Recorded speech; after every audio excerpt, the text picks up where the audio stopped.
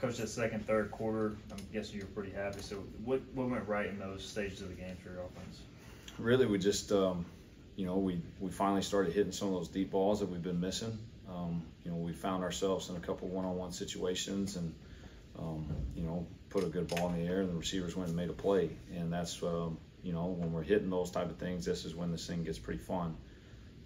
So just from an execution standpoint, it was probably the best, we've been for a couple quarters the last few games. But I was just, I was pleased with it because, like we said, it's been, you're frustrated because you missed some of those the last couple games, but to finally hit some in stride and hit them how we want is, is really encouraging.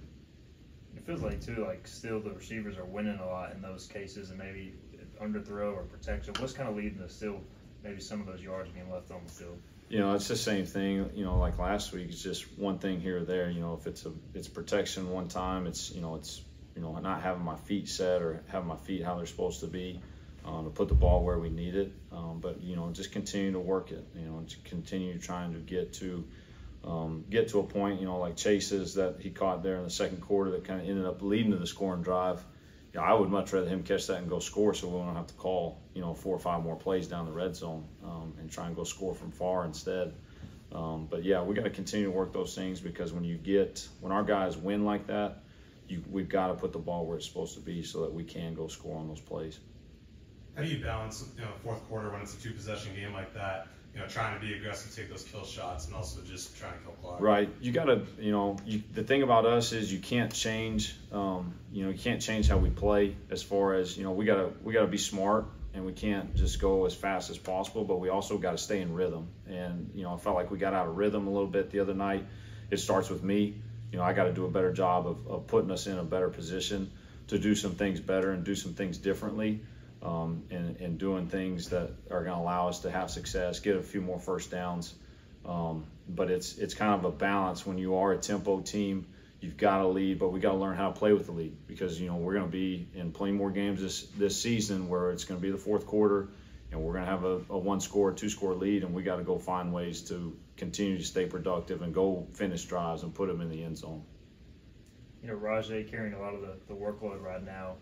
Are you happy with where Marlon and London are, coming along with progress to get them more carries too? No, we need to kind of get a little more balance back there and probably distribute some of those touches a little bit and get those guys going because the more successful we've been the last few years, we've always had 2 or 3 guys that have rolled, and it just allows those guys to stay fresh, especially late in the game like the other night when we need to go lean on them a little bit and run the football. It helps when you've been able to roll 2 or 3 backs throughout the game. That way they're all fresh. And with the run game, do you feel like it was, obviously you just said he's got a really good front. Was it that or was it, communication? What did you see kind of there? UTSA is really good up front. And we knew that going in, but those 2 guys in the middle are really hard to move. They've got great length, great size. It was a little bit of both, just never really gotten a rhythm early in the game as far as establishing, first downs early in a drive to kind of get tempo and get those big guys, because that's your only chance. When you get a couple 320-pounders in the middle, those guys are hard to move. And so you got to get those guys going early, try and wear them down a little bit, and we just weren't able to do that. And I think that's what led to some of the inconsistencies running it. We missed a few runs. We lost a few guys late. There was, after the catch by Yannick, we pop a run on the next one, and we're 1 guy away from scoring a touchdown there on the first play right after Yannick's catch. And so there's things like that happen throughout the game. But at the end of the day, we gotta lock in and do a better job of finding more consistent runs. We gotta find a way to get more consistent 5, 6, 7, 8 yard runs than what we're getting right now. Obviously, you won't be coaching directly against Omega Blake, but he was here in the spring. Any worry that he's going to give any of the tips and stuff to the defense, and did you have to change anything up this week? Not really. I just for him, he's in his 3rd offense in the last probably 6, 7 months, and so he's probably had to focus in on his offense there, and just like us as coaches, there's a lot of times you kind of forget more football than at the present time or you've learned. So I don't worry about it so much, and obviously we go pretty quickly. So being able to share that information and get it relayed to the defense would be pretty tough. you see out of Charlotte defensively? Very similar to UTSA, very strong up front. They've got a couple guys in the interior D line that are really talented. They've got really solid edge guys, some really good pass rush guys. Linebackers are solid. Back ends, they've got a really talented corner. They do a good job. I think the DC does a really good job of mixing things up. You're never going to get the same call many times in a row. And so we got our hands full for sure. We got to find a way to just make sure we've got a good game plan to make sure whatever we're getting, it can handle versus a lot of different things. Because we're going to see a lot of different things. He'll be aggressive. He'll come after you. So we definitely got our hands full. Now you're still looking for that first turnover-free game from Jake. But what are those conversations like week to week with him as far as what he's doing good and what he needs to improve on? Yeah, I mean that is the huge and main focus. With the defense that we have, and the ability that we have to be explosive on offense, we know this, and we preach it every week that it's a consistent message of we have to protect the football. And if we'll do that, we are going to find ourselves in a situation we can win every game we play the rest of the season. But it's something that it's talked about every single week. It's been talked about since the first day we got here in fall camp. But we have to protect the football. And we had a couple the other night, and one was a breakdown by at another skill position that led to one, and then the other one he was late and he had bad feet and he was late on the throw, and you can't do that when it's a field out route like that. It's going to cost you. So it's been the same message that it's always been. He knows the good things that he's doing, and we're going to continue to build on those. But at the end of the day, we have to protect the football. There's no excuses. There's no ifs, ands, buts about it. We have to. The little nuances in the offense, like that pick on what should have been, I guess, a deeper route by the X receiver. You have to remind yourself still it's first year of the offense. Like I'm sure things are that frustrating. Yes, yeah, it is frustrating, but at the same time, the first thing you have to do is you have to look at yourself.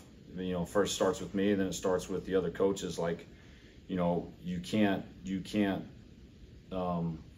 under communicate. You have to over communicate everything, because what you think makes a ton of sense in your mind, when it gets communicated the first time, it may not register. And so for us as coaching staff, starting with me, we have to communicate, and we have to over communicate and make sure we're getting exactly what we want, the details of what we want in every play, because that's the difference between a touchdown and a turnover. And so it is frustrating, but at the same time, before you go, getting mad at a player, you better look at yourself, and that's where we have to do a better job. I have to do a better job of making sure I know it got communicated, but we got to make sure that it gets communicated the right way to where our kids they're on the same page and they know exactly what we're wanting to get done.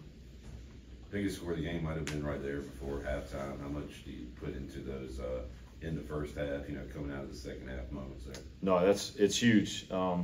Places I've been before, we've used that as one of our team goals, as the last 4 minutes of the first half and the first 4 minutes of the second half. And if you can win those 8 minutes, you have a great chance of winning the football game. And so for us to go in there and put a score on the board right before the end of the half, defense comes out, does a great job, gets a 3 and out, and then we go right down there and score. And that's a 14-point swing in the game.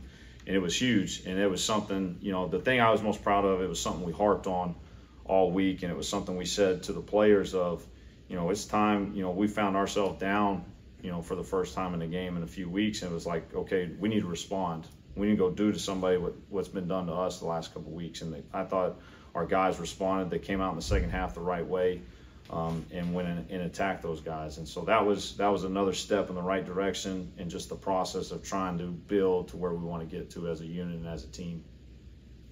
It's not like a broken record by now, but another game where there's gonna be a lot of purple in the stands, especially an in-state game. How excited are you to kind of see what it's gonna be like? No, it's awesome, and it's there's nothing better than going into another team stadium and being able to look up and see a ton of purple and gold.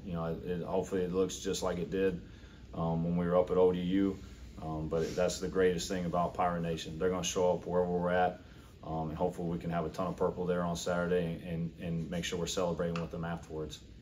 Y'all are using some, 7-man protection at times, especially this past game. Is that new for you at all, or just something you got to decide game to game? No, it's part of what we do. You know, there's certain schemes that we do that it's a part of, but you know, it's an easy protection. But the other thing is, you know, it shores up things, and there's certain things that we do offensively that it's a part of what we do, and you know, it helps for sure, because you can keep those guys in and make sure we shore up the pocket and give us a clean pocket, because you know, as we've seen, if Jake's got a clean pocket, he's pretty good with the ball in his hand.